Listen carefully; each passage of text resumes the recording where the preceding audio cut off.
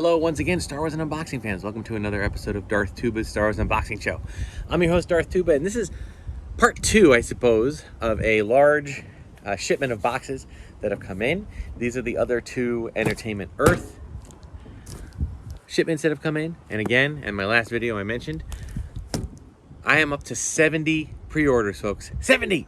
70! Sheesh!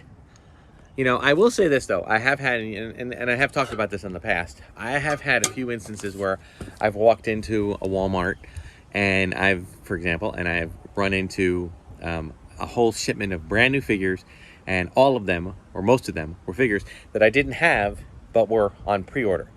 So at the time, I literally sat with my phone, thanks to now that I'm keeping better track of things, I actually went and looked on all the order pages of I logged into all of my accounts and say, okay, it looks like I take the figures, put them in my cart, my physical cart in Walmart, and I say, okay, this one looks like I ordered it on HasLab. Cancel order. Good. This one looks like I ordered it on GameStop. Cancel order. Okay, this one, Entertainment Earth. Cancel order. And I just kept canceling them, and then there I am able to accept and buy the figures that way. So the toy hunt is still on, folks. It's just not... Most of the time, I'm not lucky. I'm not able to find a whole shipment. It just has to be if my luck holds out and I walk into a Walmart and there is a shipment of figures. I will say this. I live in a pretty rural neighborhood, like a suburbia, rural kind of place. Not a place that people would go, not a place that toy hunters go searching too often, at least not for Star Wars figures.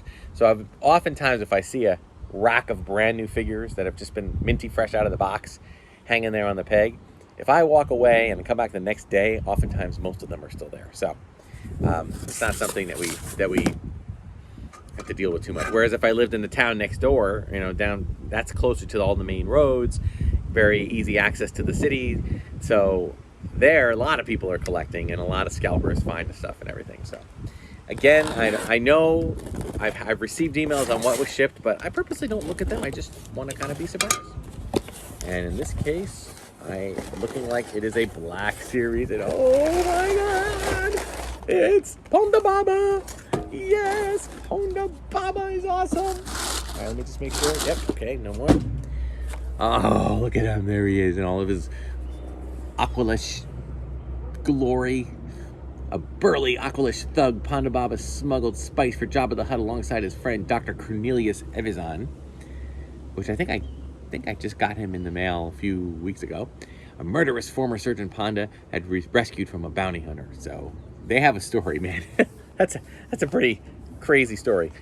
Comes with the orange tint, okay, like a grayscale drawing with an orange tint. Not a big fan of this. Does have a number, 02 New Hope. I am going to unbox because that's what I do. It's not a... Although I don't unbox my vintage collection, I do unbox these.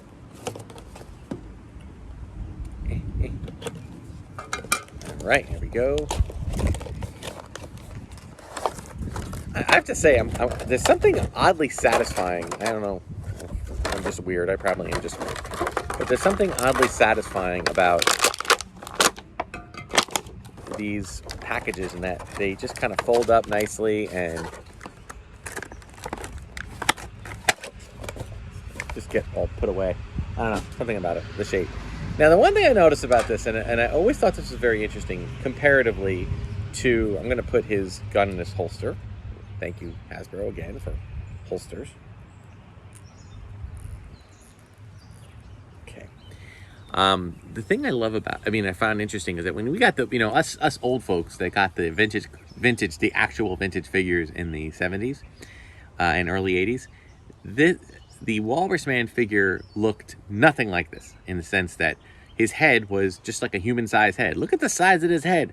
His head's huge. Obviously, it's a mask that had to be worn over the top of somebody, but they even made it bigger still. And there he is. Walrus Man was his original name, right? Those in the old school will remember that. That's all. That's it.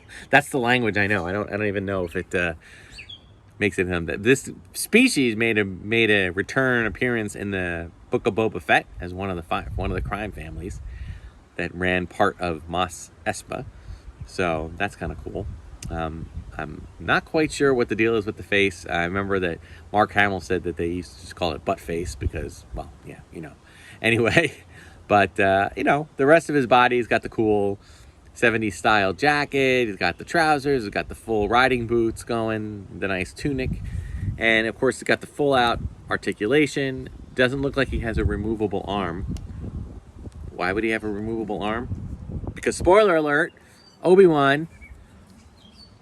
By the way, I wanted to say this for the record. I mean, and I love Obi-Wan. I'm going to preface this. I love Obi-Wan. Obi-Wan is one of my favorites. But this poor guy, all he did was say a few words. He went, and then the other guy, Dr. Evazan, was like, he doesn't like you. I don't like you either. He was the one threatening Luke. And all he did was get pushed back. I think I might have gotten a little bit of a slice to the chest. I mean, like just a burn. But it was this guy that lost his arm. And if I were him, I would have been like, dude, maybe I was going to offer him a drink. What are you telling me? What are you telling him that I don't like him? Now he cut my arm off. Thanks a lot, dude. I'd be mad at Dr. Evazan anyway. So, and not only mention that in the canon, he saved his life. And that's what he gets in payment. Does he pass the stand test? I'm going to say no. Well, I'm going to say not without a little bit of prodding. I just noticed the boots are actually blue. I thought they were black, but they look more like a charcoal gray or a blue. All right, he's got a lot of weight to his head, so you got to be a little bit careful on how you position him. But with a little positioning, it's also very windy. With a little positioning, he's good. But I'm gonna, just in case, I'm gonna kind of keep him up against this pole. All right, next one. Can't tell. I'm not good at weight. I'm not good at weight guessing, whether it's in a TVC or a... Oh, but it's a TVC. Ooh. Make sure... Yeah. Jeez, guys. These only came a day apart. I think you could have... Entertainment Earth, if anybody's watching, you could have... I don't know. Shipped it together. It would have been fine. It would have saved you a box. It would have saved you some shipping costs. Unless they just get a huge deal. But all right, this is a repack or a re-release. VC35, Attack of the Clones, Mace Windu. Oh my goodness. He's got an intense look on his face. If I can get that close up. There he is. That's his... It's pretty good. It's a pretty good intensity there. If you look at the picture and then look at the face, good likeness of Samuel L. Jackson. I do believe that Attack of the Clones was the first movie they started doing facial scans on. So, kudos. Again, like in the last episode, hopefully I can get a side-by-side comparison of this one so you can see how they are and how they work together and go with that, all right? Hopefully I have this.